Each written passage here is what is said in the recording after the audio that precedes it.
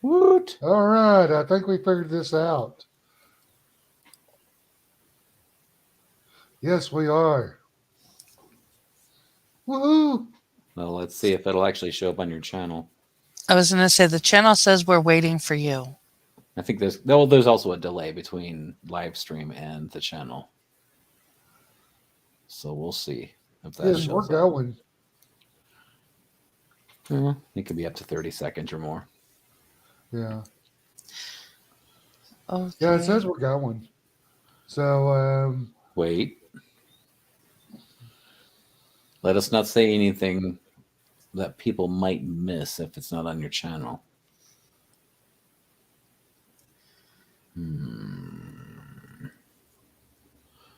Let's see. Refresh. Still says waiting.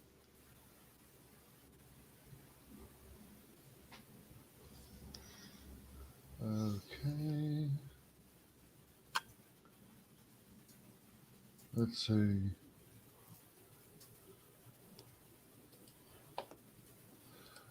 Let me go to the channel. Yeah, we're live.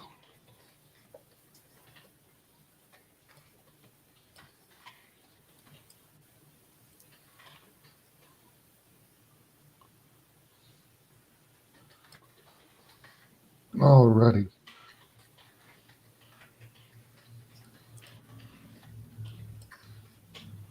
Yep. Your channel still says nothing on the broadcast. Really? Because Yeah, I went to it just a second ago. Of one that says you're testing. And that Moonshock is the only person here? No, you're here. Well, okay, Oh. we're all here, but Moonshock is highlighted. Yeah. There's a delay. He was talking a Okay, while so ago. this is a Okay. testing stream. So what you might want to do is give out this URL, and because right now this stream actually is live. However, it just says testing as the name of the stream. Yeah, and I don't get it. So this is not your live stream. It's something else. So what we can do is we can put the URL for this stream into the other stream. I'm doing it now. Then that way people get redirected. And I don't know if you can change the name of a stream on the fly in Jitsi.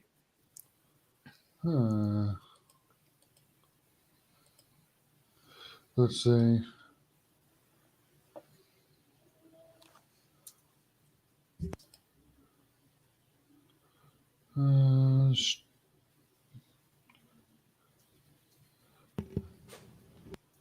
Martha Fletcher.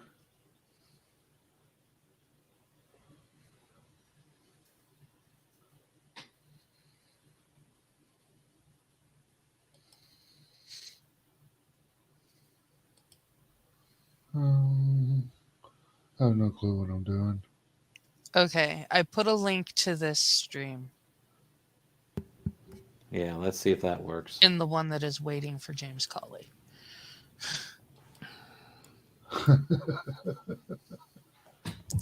And since I've never used Jitsi, I have no idea how to change the name of a stream or anything like that. Yeah, I think I can edit it here.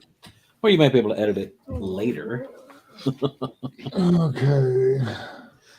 Oh, there's Sun. She's here. Now let's see if Rotten Corpse or anybody else is here.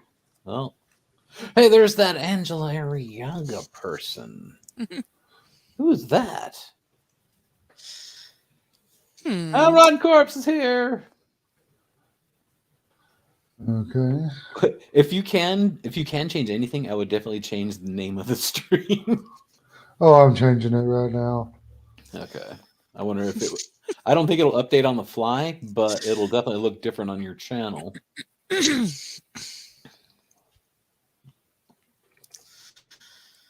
blame him. It's all his fault. What? Blink twice if you're a hostage. Yes. Flail your arms uselessly. I'm kind of bummed out. I figured out how to put my avatar on on StreamYards, and now I'm over here. Yeah, pretty much. Hmm. And So I'm everything back. that I have set up is just useless now. Don't worry about it. You can always get rid of that in your studio if you wanted to. Or if you want, you can make another stream in Jitsi that we can join. Only it'll have all the correct titles and all that kind of stuff. That way it's not like, hey, they're in a stream called testing. What?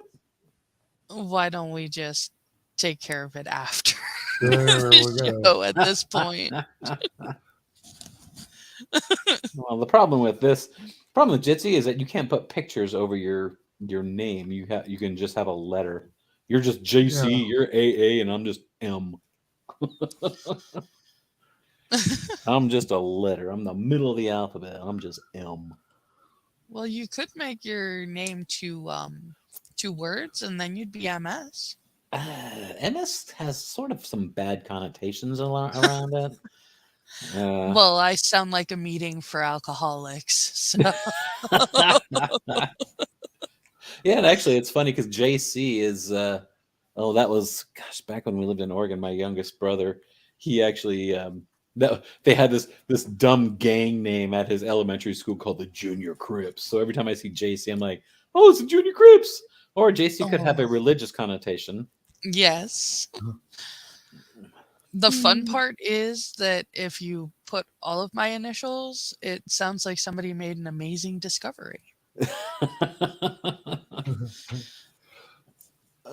AD. Your middle Okay. happen to be D, would it? It's H. Aha! My initials spell aha. Ah! Well, it looks like I'm the only person that's hiding behind a different word as opposed to using a name.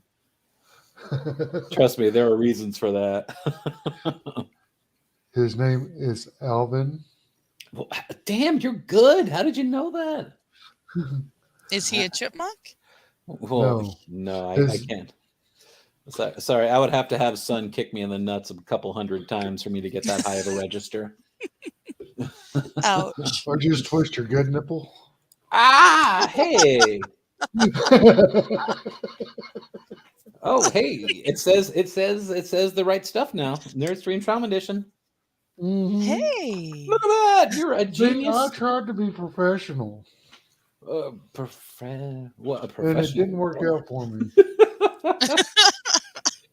A professional what? So anyway, before we start the geek out, what possessed you to reach out to me, of all people? Well, let's see. I like TRON. How dare you? And been a fan of it since I was a kid. And for me, I'm 44 now, and I think I first saw it in 85, which had been out a couple of years. Because it came out in 83. 82, actually. 82. Oh, okay. I was 8 years old in 82. So I got some years on you, but I do remember that as one of the most memorable movies from my childhood. You know, I mean, oh yeah. I wasn't exactly what you would call a moviegoer at the time, but my parents, when they finally had enough money, they actually got us the only movie channel that we had available to us in the apartments we lived in, which was the Movie Channel. And boy, did we knock the hell out of that channel, because we were always watching it.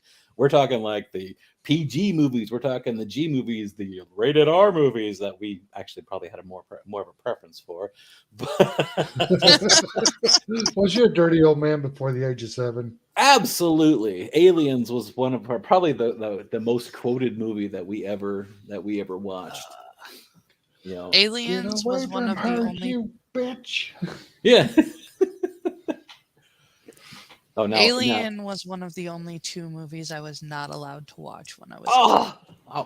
The first Alien movie creeped me the hell out.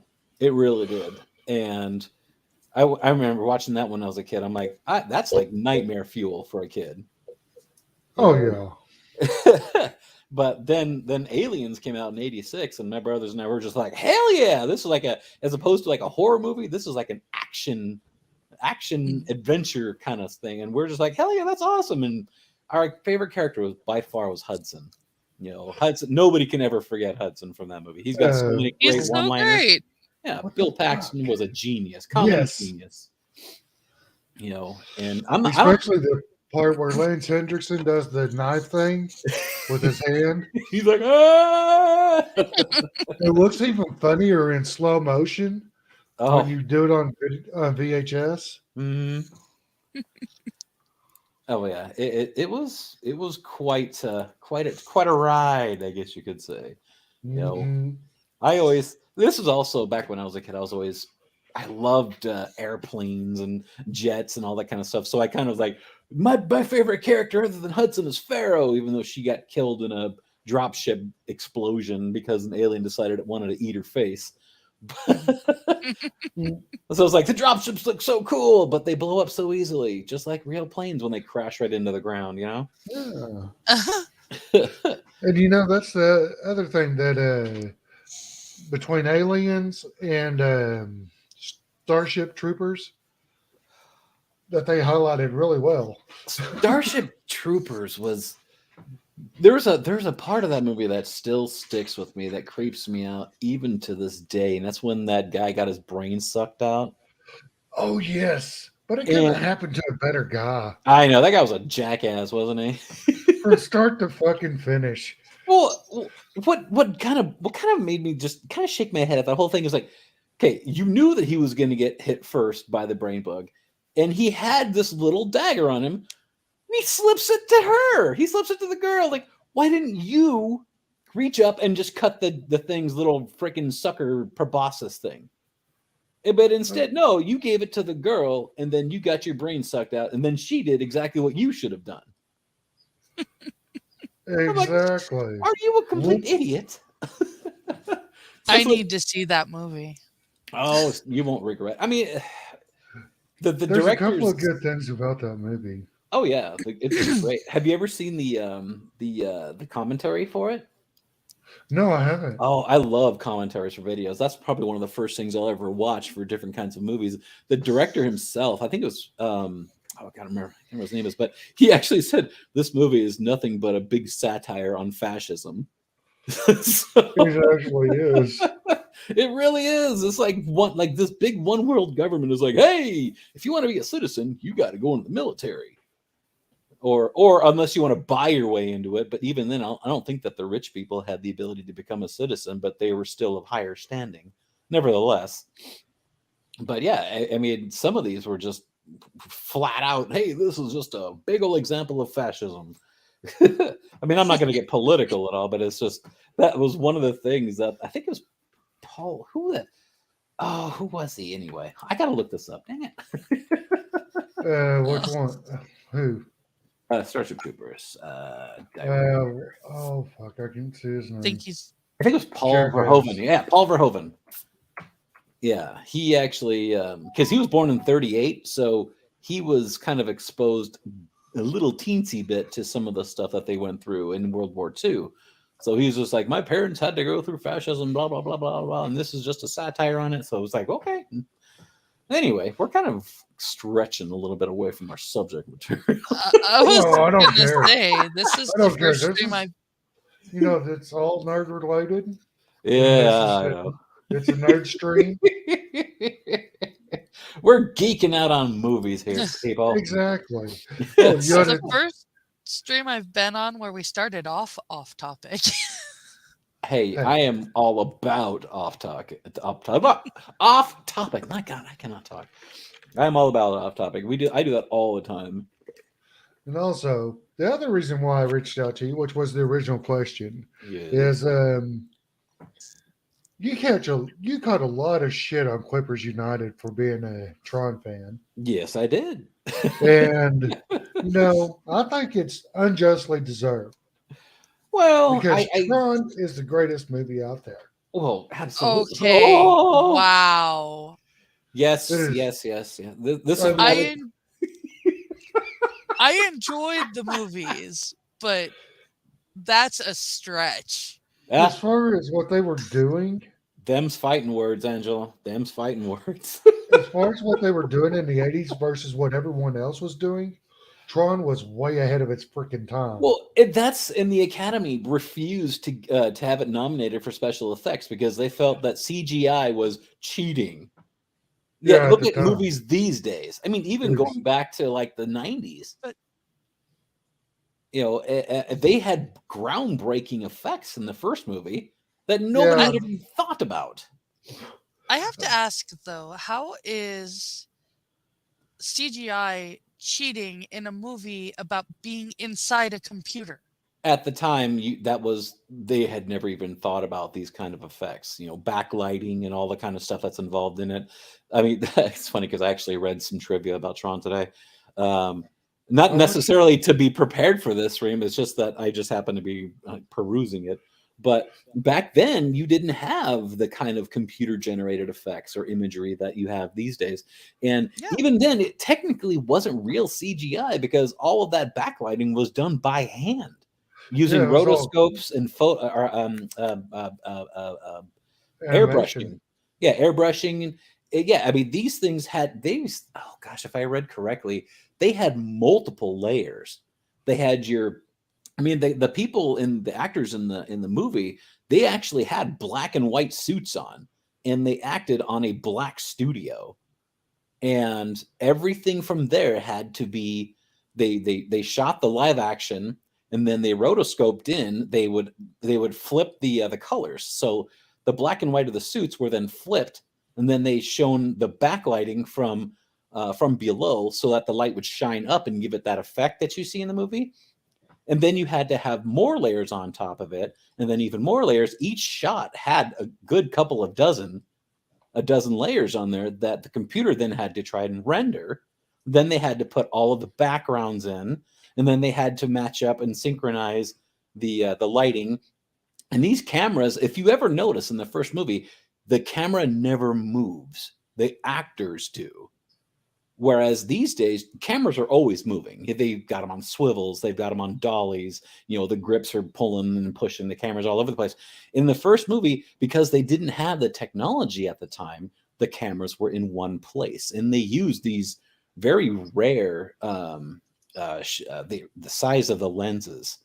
I can't remember what they were, but those are the same kind of lenses that they used in Lawrence of Arabia. So these lenses still had like Sahara sand and dust in them, and some of them even had the viewfinders cracked and broken. So they had to guess where the actual camera was shooting. Yeah, and when it came to marking it for on top after they did all the layers and all that, Right. they would have to go to a computer and plot every scene Hmm. as to where the animation would line up with the actor. Yeah. Yeah. So And 600 numbers yes. is what was plot points for all of that. Yeah. And And yeah, well, they ended up using like tens of thousands of different people involved in the movie itself because of all of the rendering that they had to do, all the backlighting, all the lenses. And they even this is something that I learned later. Angela, you've seen the movies recently. Do you remember all of the quote unquote glitches that you'll see from time to time in the first movie? Like when something like would blink like out of turn or kind of like out of nowhere? Yes. They didn't align all of the cells properly or all of the layers properly.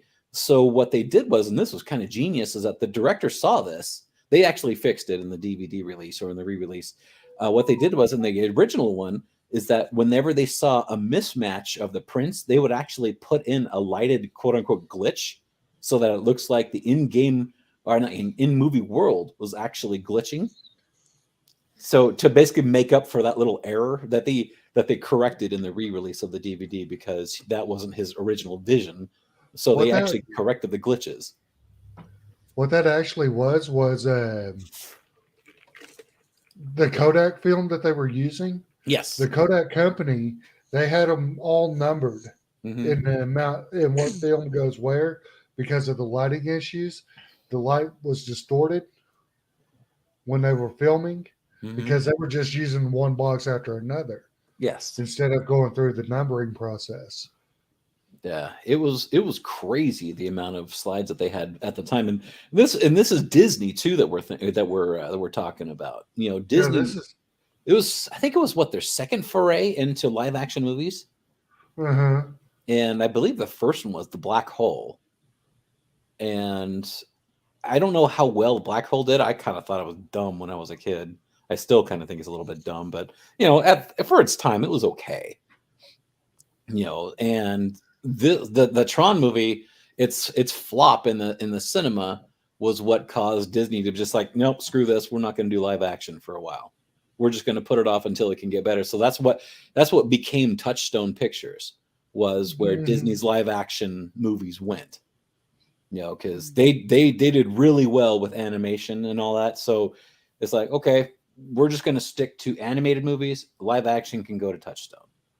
So Well, it's funny because if you remember the year that the United States got decided that they wasn't going to go to the Olympics, mm-hmm. they made up a cartoon, and it was the guys that produced Tron. You must be This talking was about. their first working model. You must be talking Was about the Animal Olympics. Animal Olympics. Yes. That was on HBO when I was a kid. I remember that too. And it was so much fun. It Billy was. Crystal. Yes. A lot of the people from Second City. Mm-hmm. Well, what's really funny is that I believe it was the long distance runners. One was like a goat, and the other one was like a jaguar or a puma. Yeah.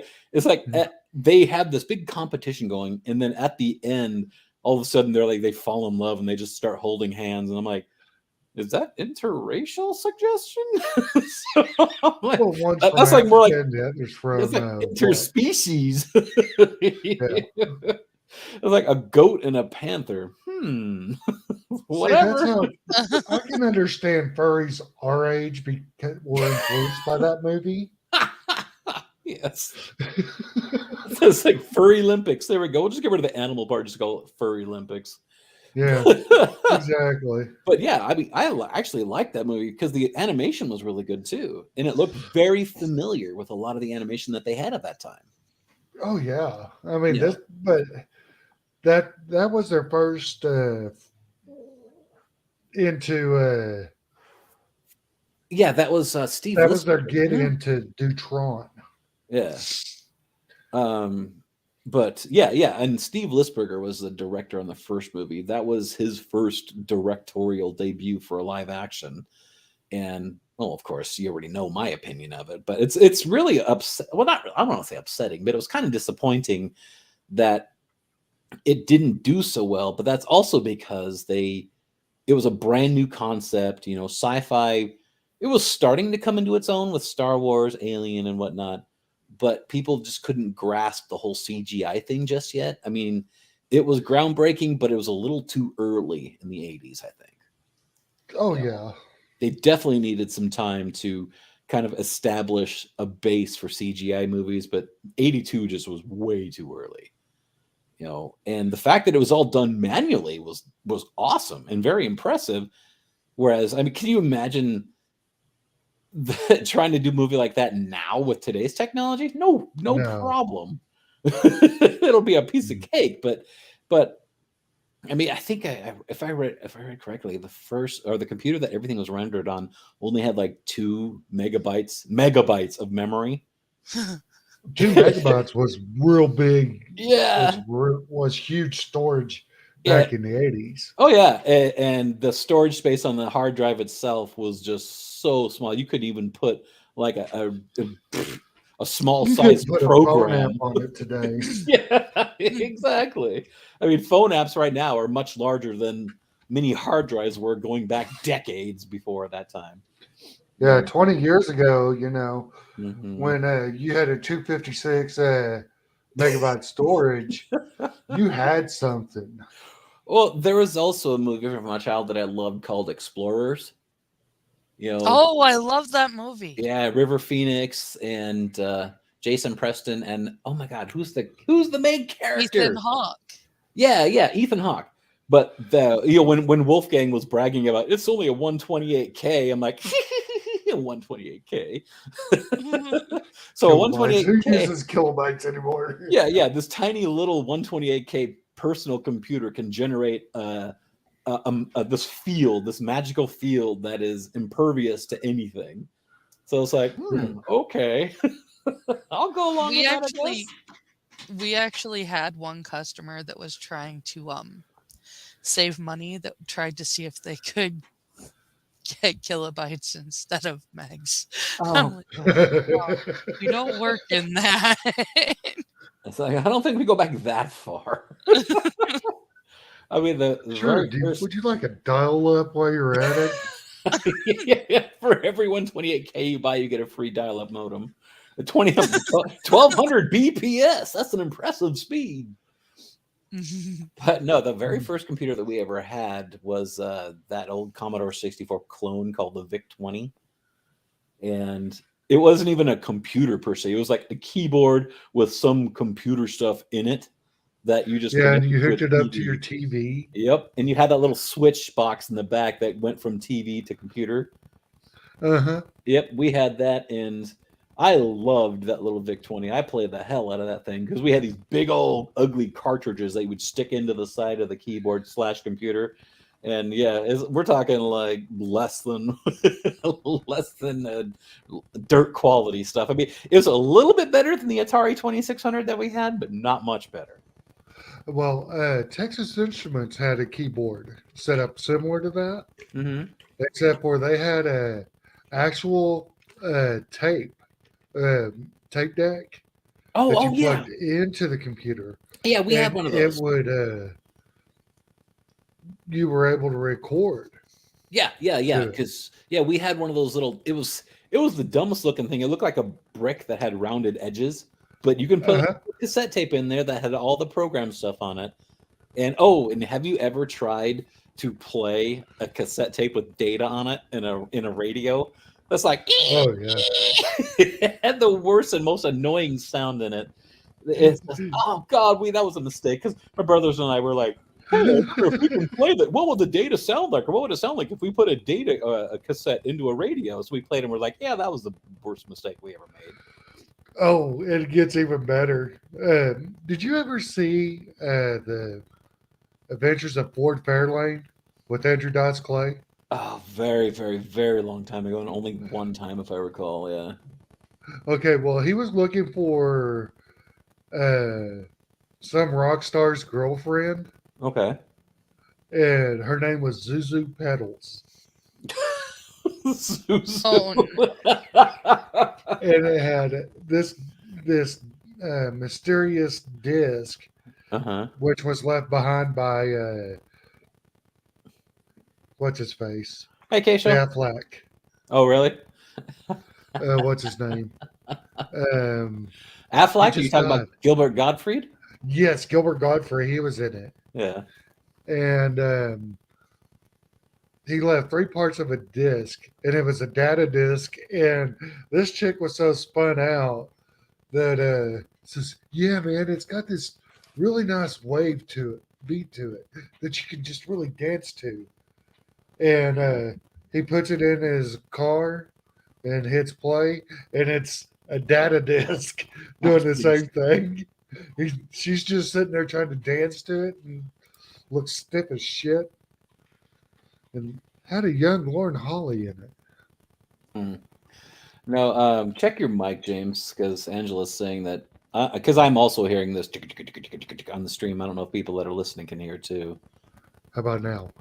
Nope. Better. Nope. Now something is going.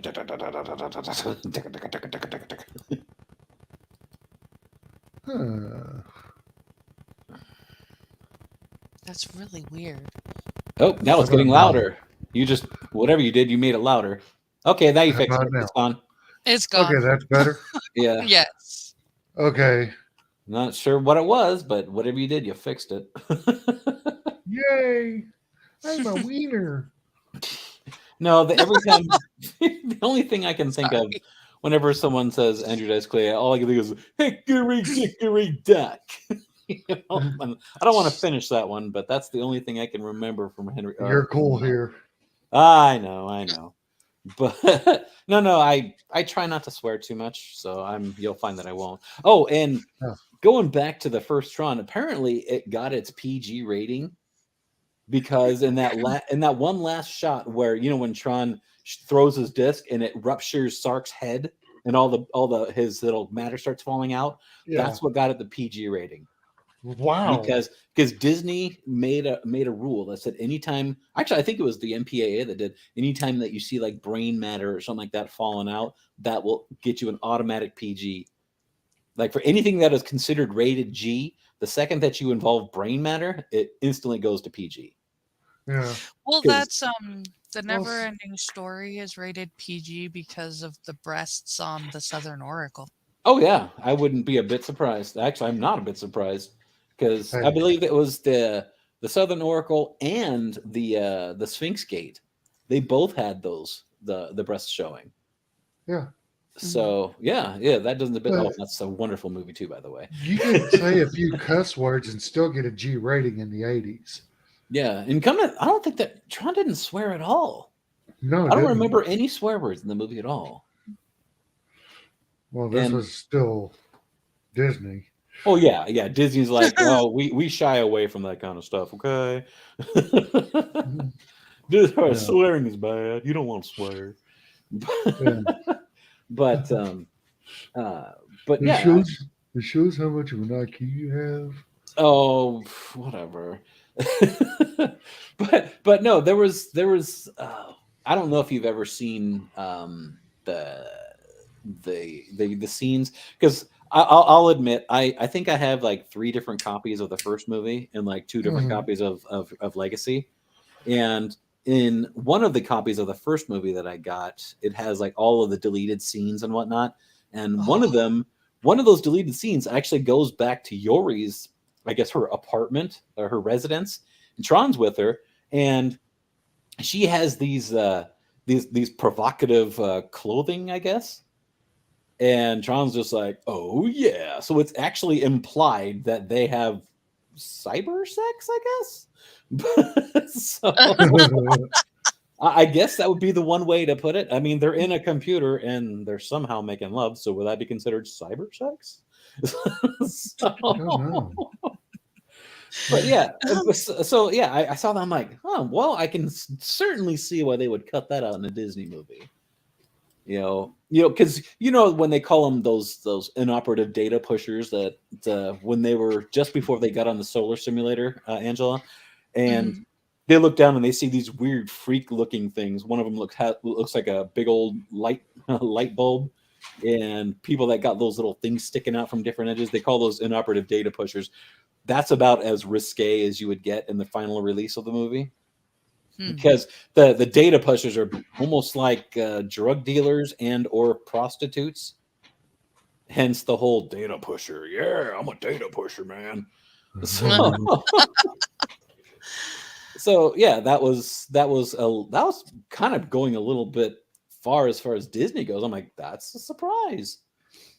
But yeah, I can't say that the first movie was perfect in my eyes, but from It was my point good. of view, I would probably give it maybe a 6.5 or 7. And that's on a scale of 10, of course. Because there was a lot of things that were kind of wrong with it, but there's a lot of things that are also right with it. And it didn't get its fair shake at all. Because it was just too early in the whole scheme of things as far as CGI, technology, whatnot.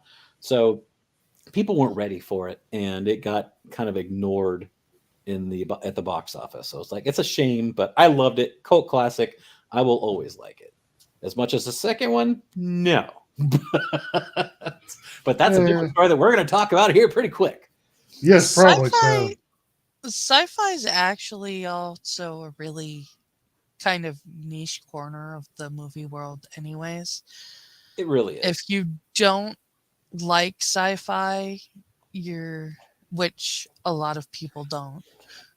It doesn't get its fair shake either with the critics. Exactly. They always want these serious movies. That's why I don't watch a lot of critically acclaimed things. If something wins an Oscar, I'm like, I might watch it someday, Yeah. eventually. Well, and that's sort of like it's either you're with us or you're against us. It's like all in or all out. Because I mean, look at like the Lord of the Rings movies. The Mhm. first two barely got touched at all as far as Oscars, but the last one, freaking what, 11 Oscars or something like that? Return of the King. I mean, it took I big time Oscars. I honestly think that they didn't touch the first two because they knew another one was coming, Yeah. and so they didn't bother giving the first movies the awards that they deserved. Sean Astin easily should have an Oscar. Oh, easily, but too bad he dies in every movie he's in. But oh no, oh Sean Astin. I'm sorry. I thought you were Sean talking about Sean Bean. Astin, Sean Sean Bean. Bean. Sean Sean Bean Bean. wasn't Sean Bean wasn't up. Yeah. Sean Bean. He was only in one movie. Sean Well, Astin. Yeah, I agree. Sean Astin's a Well, good he actor. wasn't up for an Oscar, is what I'm saying, well, when James. you're a half Sean wing Astin catcher, was. Shut up. I ain't dropping Sean no Astin. leaves. go, Sean go Astin. ahead, Mr. Frodo. Go ahead. I'm being over for you. Let her talk. Sean Astin was up for Best Supporting Actor Oh, was he? for the second movie, Oh, and they weren't going to touch it because yeah. they were waiting for the next movie. Yeah, the second one, that was probably my least favorite of the three. I would probably put it in terms of how I liked him. I would say the three, and then one, and then two. Actually, the second one was I enjoyed. The first one was Yeah, actually my favorite, but really? Okay. I guess I like the third one because I always like wrap up sequels. mhm. So I mean, even going into the Harry Potter, my favorite ones are by far the Deathly Hallows Part Two. You know, because everybody gets their nice. I don't want to say nice. Everybody gets their kind of their wrap ups as far as their character goes, or even oh gosh, what was the when Dumbledore died? Which one was that one? I Snape. think Thank you. Yeah. oh, The no, not who killed him. What was that movie with him in it? Half I Blood think that Prince. was the fifth one. No, it was Half Blood Prince. That's the one that I. That's the fifth one. Yeah, No, I would say that one is my second favorite after Deathly Hallows Part Two. You know, and Deathly Hallows Part One was okay, but oh my god, did they draw that one out? That one was so ridiculously drawn out. They could have easily have just made one movie out of Deathly Hallows, but they had to make two. But at any rate, but yeah, I kind of agree that Sean Astin did kind of get snubbed. But Unpopular opinion. Lord of the Rings is a three-part version, fantasy version of Brokeback Mountain. we Don't will go where I never can't agree on follow. that, James. Not ever. Don't go where I can't follow, Mr. Frodo.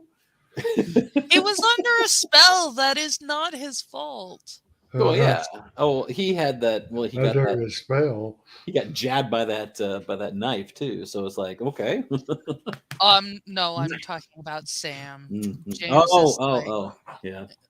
Yeah. James The is ring is adamant metaphorical. that You're such an ass sometimes, man. yes, he is. Go backhand him when you get the chance. First time you see him, you just say, "That one's from me." No, Oh, that her one and her is for roommate are Lord of the saving up. Rings. What did you say, James? Her and her roommate are saving up. They Oh, got a list. a backlog of things. Like they have a whiteboard that just says, "This is why I'm going to hit him. This is another reason why I'm going to hit him." You're going to have to get a lot of whiteboards there, Angela. Like we got a whole apartment full of freaking whiteboards that have reasons why I'm going to smack the shit out of James Colley. He's gonna have to get off the plane in goalie gear. Oh, get yeah. get the puck ready because where it's going to be going, he's going to need some lube. Oh, did I say that? My bad. So, but yeah, I would say that Huh. Return of the King was probably my favorite of the three, and just the world that Jackson did Oh my was god, he did a so great amazing. job. And Oh, I guess my biggest thing was the fires that they had to light. You know, the signal fires when from Rohan to Gondor. I'm like, or I'm Gondor to Rohan. You're like, did the people that watched over those fires, are they people that were being punished? Because look where they lived. They lived up on these little hovels on a freaking mountaintop. Like, how are you going to get food to them? How are you going to get water to them? Well, they probably eat the snow, but I mean, how are you going to get supplies to these poor bastards? These, I mean, talk about Brokeback Mountain, James. You got these two men that are sitting in a hut on the top of a mountain, waiting to see if some other fire from whatever direction is going to be turned on, so they can actually do their job. Talk about boring. You know, it's Well, probably something that switches out the same as a lighthouse keeper. so it's well, like, given the time, this they mhm. actually pulled from real events because back in the day they used to have. Did you ever play the game Firewatch, the No. walking simulator? Uh, Basically, they would have watchtowers in these forests, and that's what they did. They firewatched, Ah, no, and I they have were not. on top of these big old metal structures, and it was just like a open studio apartment. Yeah. So yeah, it has some actual meaning to it, but yeah. But you do have to wonder: was it a revered position, or was it a place of punishment Yeah. and of Well, It's atonement? not really a punishment. It's like joining the military. It's a a post. usually a yeah, Yeah. exactly. And you do it because you're concerned with the safety of your Right. people. Yeah. I mean, more That's than anything, I was being facetious, sort of. But I do. You do have to wonder what do they do to pass the time? Do they just because they didn't exactly have the internet back there? They played euchre. you become masters of solitaire. Yeah. Yeah. I mean, well, you got two. I mean, I didn't see any of those posts that had more than two people. So it's like, so Very cutthroat poker. you get the top bunk tonight. Yeah, very cutthroat poker. They have like daggers in one of Nisho's hands. Like, if you can beat my hand, I will stab you. It's like you get to go and kill the animals this time because it's like the nearest animal's like 3 miles away, and you got to pull that corpse all the way over to here, bitch. It's like whoever loses this poker hand, you get to go hunting. Good luck. Meanwhile, I'm going to stay here and keep warm. I mean, because there's no trees, so how do they get the firewood? You know, where do they find the fuel for stuff? You know, they have this big ass pile of wood waiting for a signifier. That little sidelong glance that just kind of says, you know what? There's a big ass pile of wood right there with some oil. You know, fuck it. I'm just going to use my firewood from there. Whew, thank you. No one's going to see it. No one's going to know who's missing. Right? Right? And they're gonna, what? Some auditor's going to come by and be like, "Hey, this pile of wood's not 6 feet high. It's 5 feet 10 inches. Who's been taking wood off of this pile?" And they're gonna be like, "Wasn't me, I promise." I'm like, yes, it was. Don't fucking lie to me.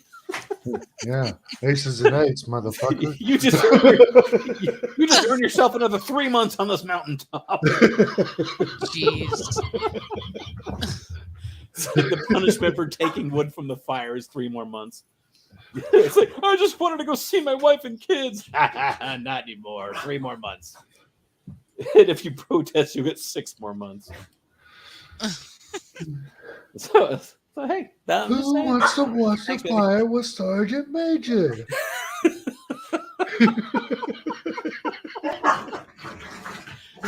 But he threatened to cut my junk off. That's not my problem. You touch the sticks on that pile. 3 more months. So anyway,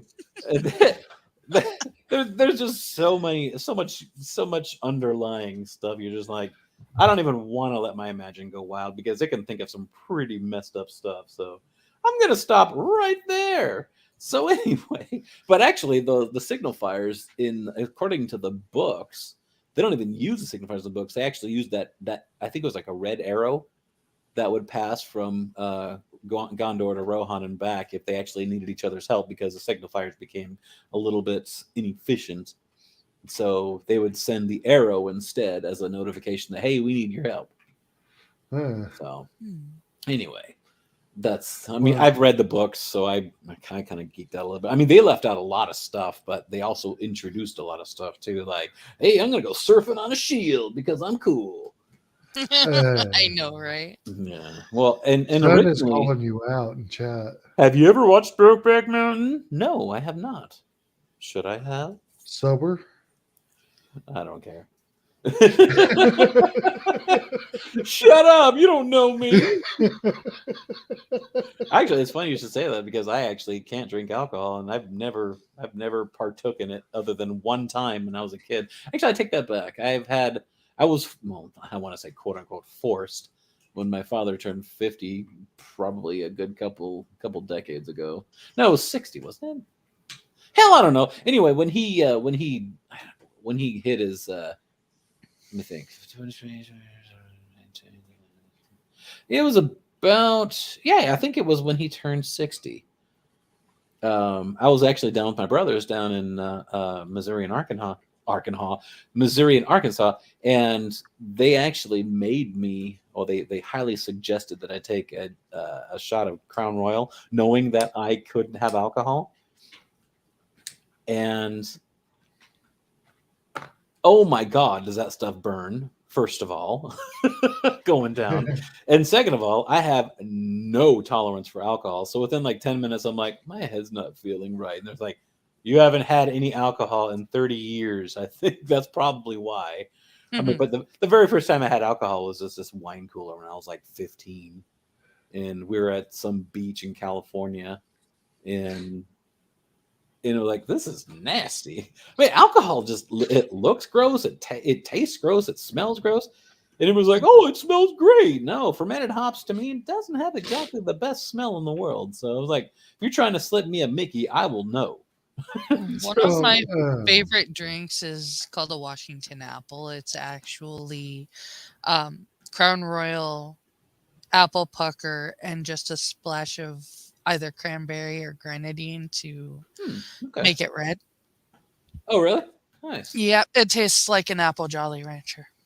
That's what a lot of people say about a lot of these apple flavored drinks. The problem with a lot of them is they will include Midori, which is actually what melon flavored and has a really weird aftertaste that I detest.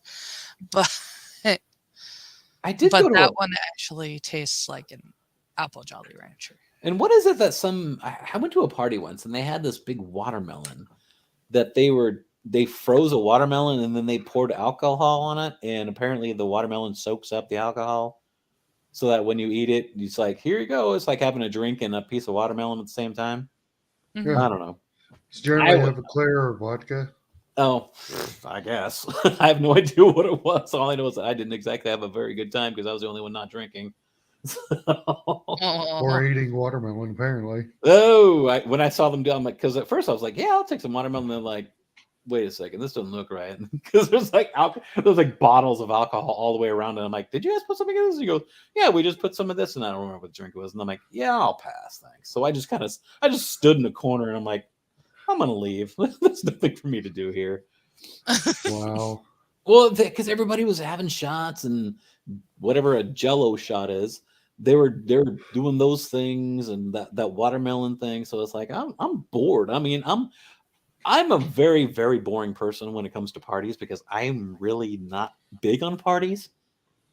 Unless, of course, it's like, if it's a gaming party, hell yeah, I'm all in. If it's talking about nerdy Tron movies, hell yeah, I'm in. But if it's a drinking social, like the ones that my family always likes to have, I'm like, next. I'll just go into a room and watch a movie or something. Watch porn. Y'all have fun. No. Not that. Like, hey, you guys have fun. I'm going to just go watch some porn in the bedroom. Like, yeah, I got nothing better to do, so don't worry about me. I'll be self-entertaining. So, hi, I'm embarrassed now. So anyway, So you we're guys. back again to very far away from Tron. Did you want to go back? Yeah, Sure. I think we've basically talked the first movie out. So now yeah. on to the best one. Now, James says that you've recently watched both of them over the last couple of weeks, right? Yes. Okay. Now, what did you think? Oh, actually, I'll get your opinion on the first one, and then we can move on to the second one. What do you think of the first one on scale of 1 to 10? Is I and actually enjoyed them. I'd say easily a 6 or 7. okay, so around the same lines as me because it has its successes and its failings and all that. Great popcorn movie. I mean, Yeah. it was fun.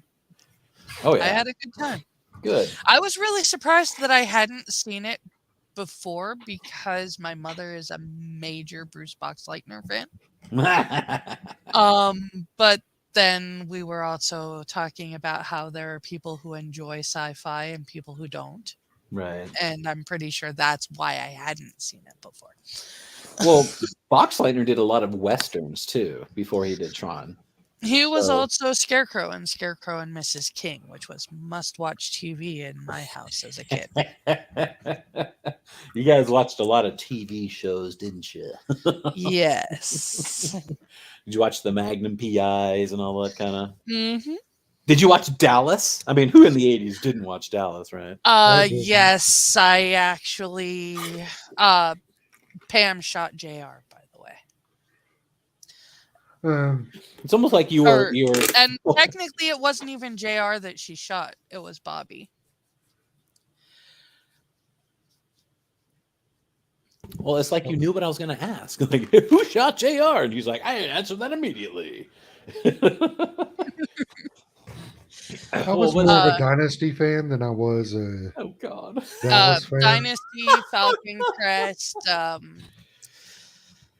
Dallas. My grandmother loved them all, and I slept in the living room with my grandmother. So Well, at least you didn't have. Well, did you have a relative or parents, perhaps, that had to watch their soap opera? Uh-huh. My mother, she was a die-hard Days of Our Lives fan. when I was a kid, my grandparents had a cottage on an island with Oh. no electricity, but there was a TV that was hooked up to the generator because my grandmother was not going there if she could not watch her soap operas. I saw the entire summer worth of Days of Our Lives, I believe it was, up until the wedding of Patch and Kayla. Oh my God, Patch. It's Steve Jackson. Wasn't his name like Steve Jackson, I think, or something like that? I think so. I know it's Steve something. Yeah, Patch. That's the only thing. That's one of the biggest things I remember from the '80s. Hey, it's Patch in this episode, and she's like, yes, he is. She loved him too. But And he played his biggest movie though was Witchboard, which Never was heard a B horror movie. oh well, that doesn't surprise me. That's probably why. He Well- actually has done a lot of B horror movies and actually sci-fi movies, believe it or not. Well, would you agree in that a lot of sci-fi movies get railroaded by critics because they're not what the critics like to see? I'll be right back. I have to take Definitely. something. Okay, no problem. But on the whole soaps thing, I actually, oh gosh, I think it was like 2009, 2008, 2009. I was actually laid off from a previous job, and I was also recovering from a surgery that I had had. So I'm like, my mother was also convalescing from I think she had surgery on her foot or something like that. But anyway, she would watch Days of Our Lives every day, and I was bored enough, and I couldn't move anywhere because I was still recovering and I was kind of immobile. So I would sit there and I was like, forget it, I'll just watch this stupid show. I'm like, whatever happens on these damn shows to progress the storyline, it's always like it's like that's the same 10 people in this giant universe. And they all redo the same, like, they all make the exact same mistake over and over and over again.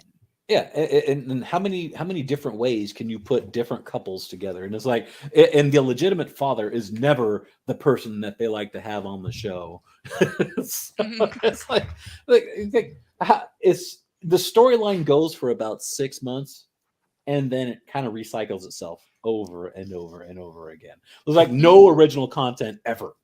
They just bring on newer cast members that have sex with older cast members, and like, oh look, babies are born, and all of a sudden it's like, okay, well, we're gonna get rid of these people now. Thank you for being on the show for 3 months, and we're gonna bring back these older characters. I think Bo and Hope were the ones that were gone for a while, came back, gone again. Or Susan Lucci, she was forever on, I think it was General Hospital. Oh jeez. Okay, let's not talk about soaps anymore, because the people in the audience probably like, why you stop talking about soaps? I would love to change the subject.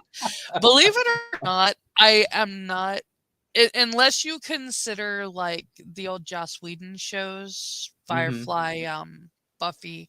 I know Yeah. people who consider those to be soap opera Oh type yeah, shows. yeah. So if you consider those soap operas, I like those kind of soap operas. Yeah. Well, what did you think of like the Star Trek, the different Star Trek series?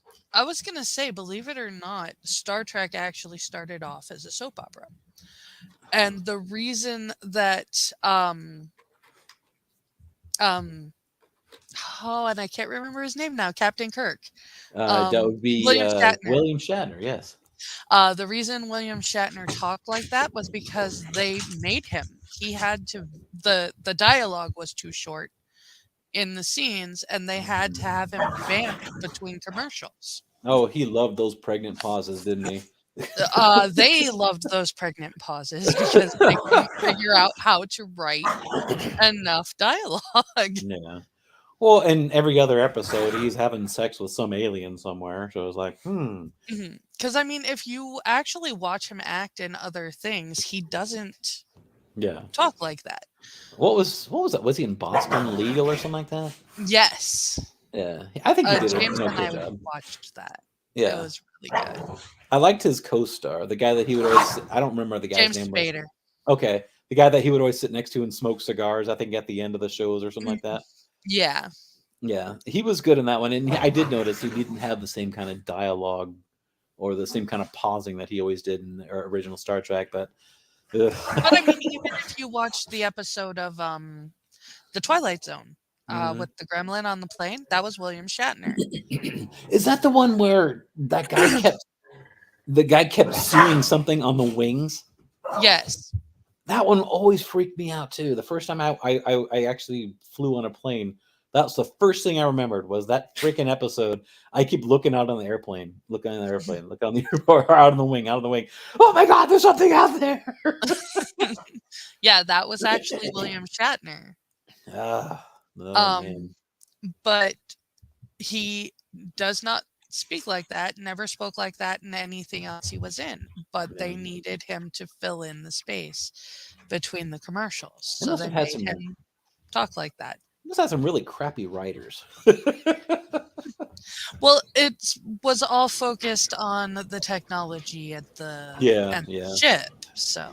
And that annoying sound that always played in the background of that same loop you always heard. Like I'm sorry, I didn't mean to go into to go into Star Trek that's fine. Opera. Well, I didn't I wasn't really thrilled about the first Star Trek series. The TOS just annoys the hell out of me. But I actually liked TNG was good. I liked DS9, and strangely enough I liked Voyager. Voyager had its best part because of I liked 7 and 9. Of course, as a man, you have to say you like 7 of 9. I am probably the only person that actually likes Neelix. He was great. I think that Ethan Phillips did a great job of playing him. and he was so It's one of those. kooky. I realized he was an annoying character, but he had such a big heart. He was such a sweetheart. He did. And when Kessel's like, oh, I don't want to be Oh, together anymore, and he's just like, you broke my heart. No. mhm. And then Jennifer Leon, oh my God, she went crazy after Oh the show. my god! She went streaking, and then wasn't she arrested in like trespassing in somebody's yard all naked and whatnot? I think so. I do know that she got heavily into drugs and possibly self-medicating for Oh psychological yeah, I mean issues, but she was beautiful. She had a lot of stuff going for her, and then all of a sudden she just kind of cooped out. Like, Which okay. character was she? She played Kess. And if you only watched it for 7 of 9, you wouldn't have remembered Kess because she was in the first couple of seasons. Yeah, she actually she was was the the one doctor's. that was coupled with Neelix. Yeah, at she the was Okay. Yeah, she was the doctor's assistant in sick This- bay. The Space Sea Monkey. You could say that, but no, he was the biggest heart of all of the characters, and he was their, what was he called?